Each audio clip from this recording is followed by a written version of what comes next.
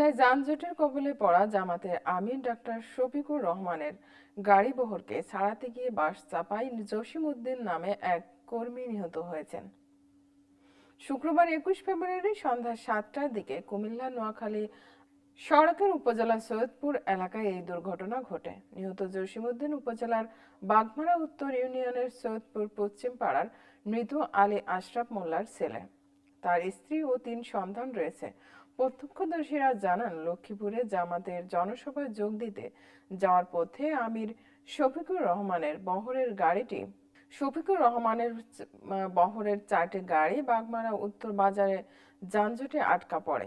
এ সময় জামাতের স্থানীয় নেতাকর্মীরা সড়কে যান চলাচল স্বাভাবিক করতে ট্রাফিকের দায়িত্ব পালন করছিলেন। হঠাৎ ঢাকামুখী তিশা পরিবহনের একটি বাস ধাক্কা দিলে ট্রাফিকের দায়িত্ব পালনকারী জসিম উদ্দিনের মাথায় থেতলে যায়। এতে ঘটনাস্থলে তার মৃত্যু হয়।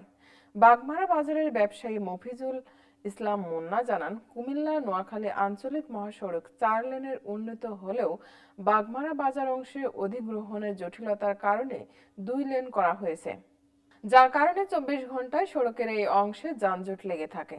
যানজট নিরসনে পুলিশ দায়িত্ব পালন করলে হয়তো এমন মৃত্যু হতো না।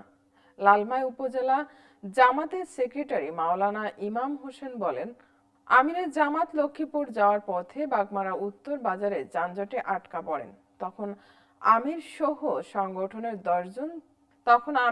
সংগঠনের 10 থেকে 15 জন নেতাকর্মী সড়কে যান চলাচল স্বাভাবিক করতে ট্রাফিকের সাময়িক দায়িত্ব পালন করি। এক পর্যায়ে আমাদের কর্মী জসিম উদ্দিন বাস চাপায় মারা যান। তিনি অভিযোগ করেন, বাগমারা বাজারের অংশে প্রায় যানজট লেগে থাকে। বিষয়টি মাথায় রেখে বিকালে লালমাই উপজেলা নির্বাহী কর্মকর্তা ও থানার ভারপ্রাপ্ত কর্মকর্তাকে সড়কে যানজট ও নিরাপত্তার বিষয়ে ব্যবস্থা গ্রহণের জন্য অনুরোধ করা হয়েছিল। তাদের পক্ষ থেকে উদ্যোগ নিলে এমন দুর্ঘটনা ঘটতো না। লালমাই থানার ভারপ্রাপ্ত কর্মকর্তা ওসি মোহাম্মদ শাহ আলম বলেন, এই বাজারে নিয়মিত 2 জন পুলিশ সদস্য যানজট নিরসনে ট্রাফিকের কাজ করে থাকেন। জামাত নেতা আগমন খবরে সড়কে টহল পুলিশ রাখা হয়েছিল। এরপরও বাস চাপায় একজনের মৃত্যু হয়েছে। এই ঘটনায় তিশা পরিবহনের একটি বাস আটক করা হয়েছে।